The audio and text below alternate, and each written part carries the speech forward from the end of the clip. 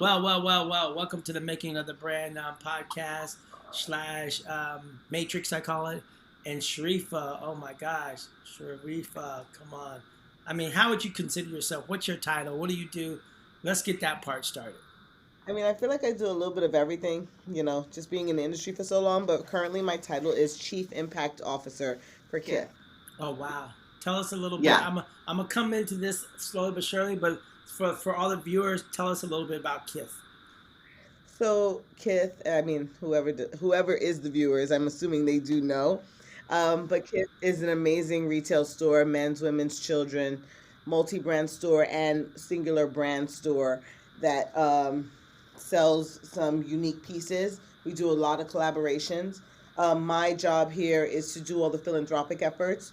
So, KITH being a cultural company, a cultural staple within our industry, we just wanted to give back to the community that we serve. We have stores in Brooklyn, we have stores in Manhattan, we have stores all over the world, globally, and we just want to make sure that we're giving back to the people that count. So that's what I'm here for. Wow, no, that's part of the reason for us to do the interview with you.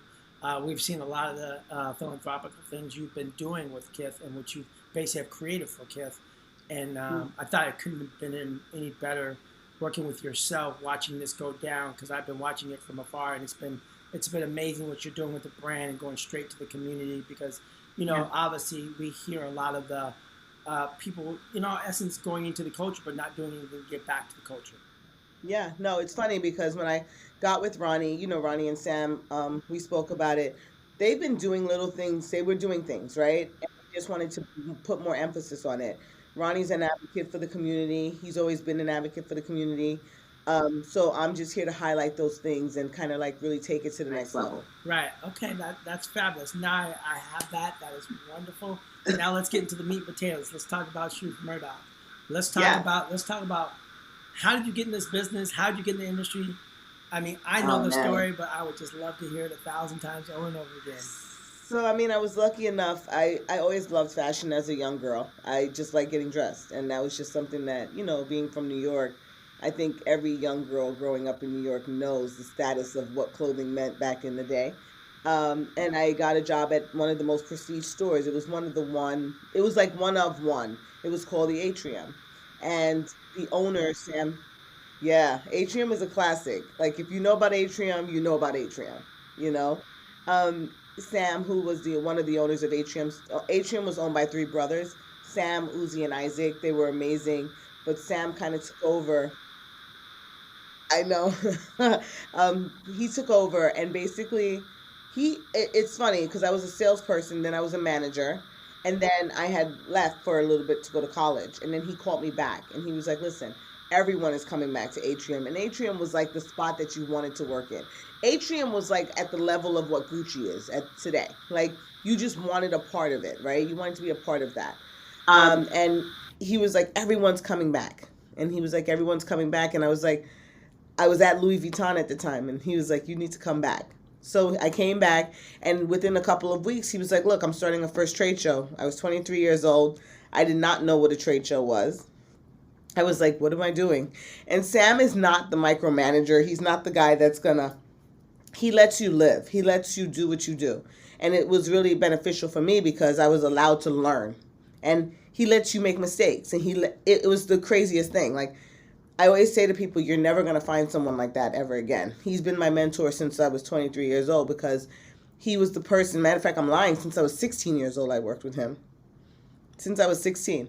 And he's been that mentor for me because he has always allowed me to be who I was.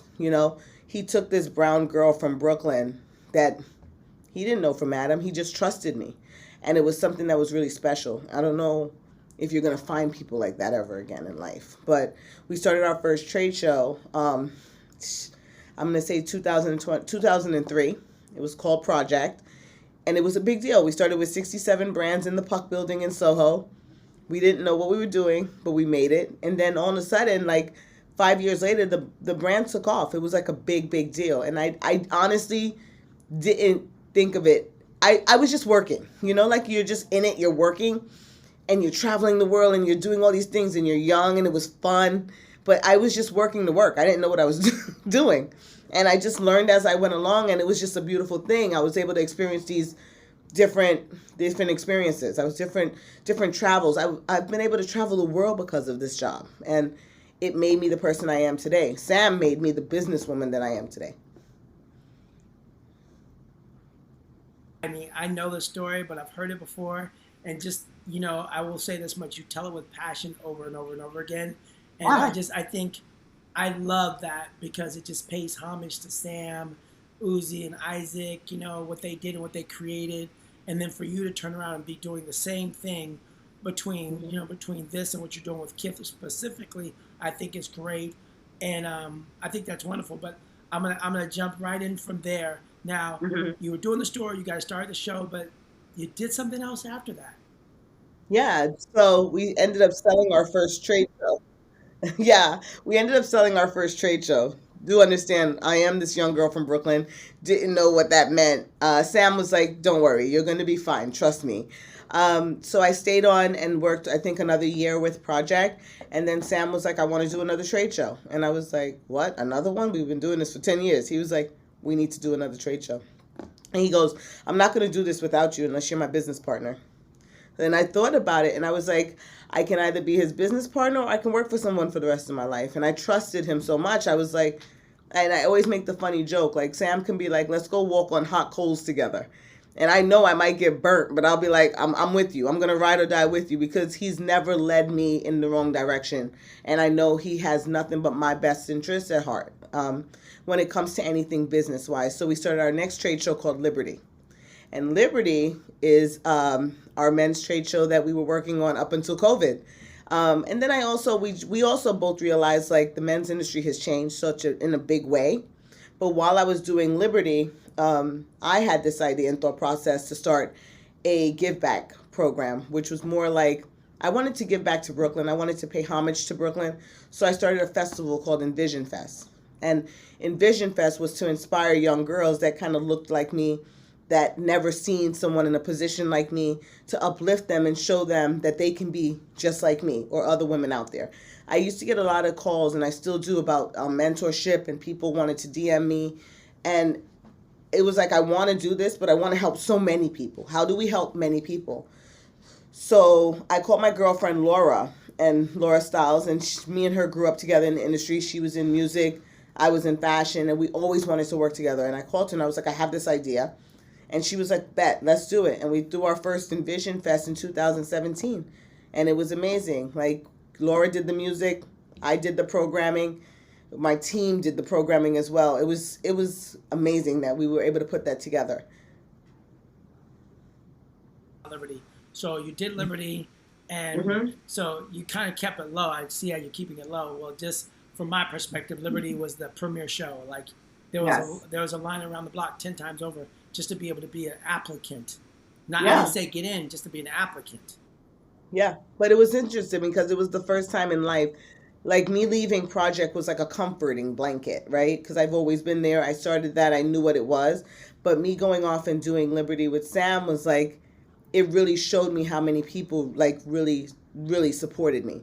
Because when I said I was jumping and going to Liberty, a lot of brands came with me. And we were able to create something that was next level to the industry.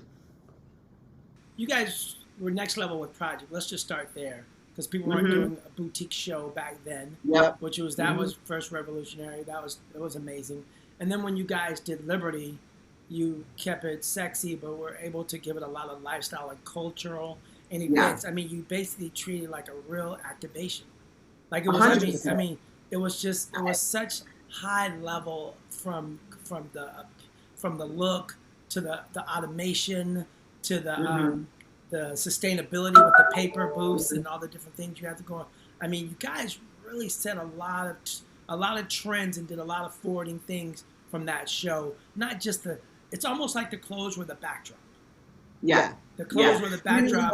You had a photo studio going on at the same time. The food went from nasty show food to being quality, high end, different companies cooking and food trucks and I mean, and then the white glove service to the white glove service. You guys for the buyers and just great accounts that would come. I mean, you just really elevated the show, which it was just the opposite of direction of what shows were doing at the time, because shows at the time were so busy trying to dumb it down even further, where it was so cheap, it was so like not personal and everything else.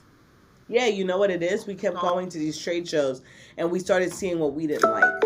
And that's what was important. It was like, what don't we like? We want to be treated. We wanted everyone else to be treated how we wanted to be treated at the trade shows.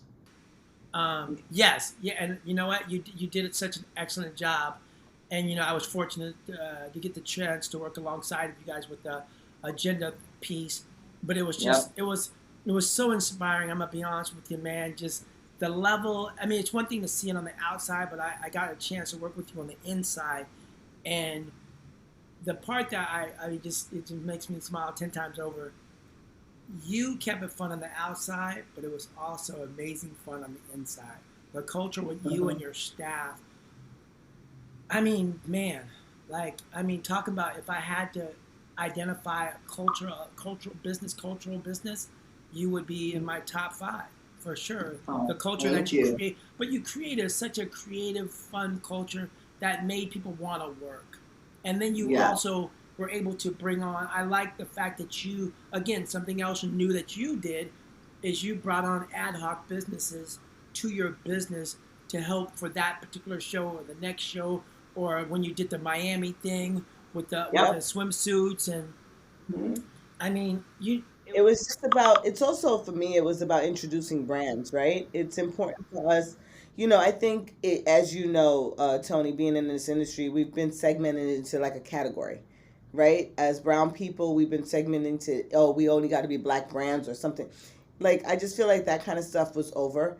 And I wanted to make sure we were able to introduce all these different black designers, like Ouija from Brooklyn Circus launched at our show. We worked with him from the beginning. Like, he was a pinnacle part of being a part of the trade shows because he also brought in MakingABrand. We traveled the world to find these new brands that people never heard of.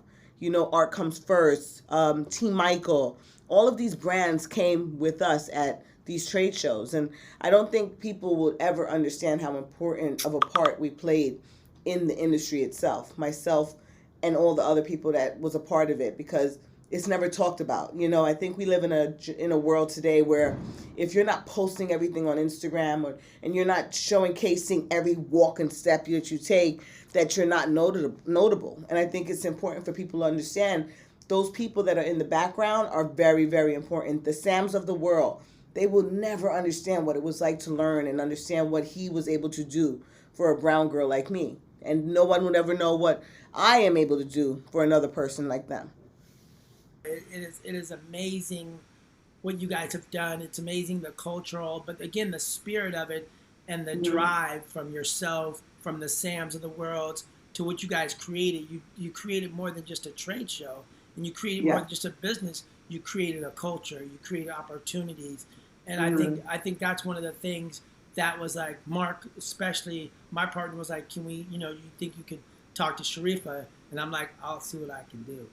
I'll see what I can do. And so Sharifa, in this brand business that you're in and building brands, giving back, what are the up and coming brands that you see going forward and coming? So it's interesting you ask this question because I think about it all the time, right?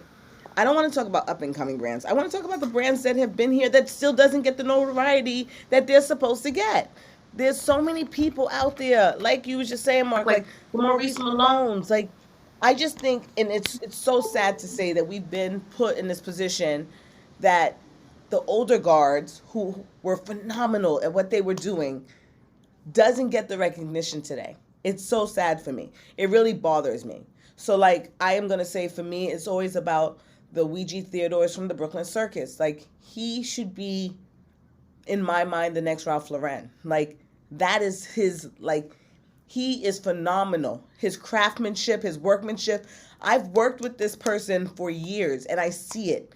He should be the next Ralph Lauren. The Fee Noels, her stuff is amazing. She's a powerful woman.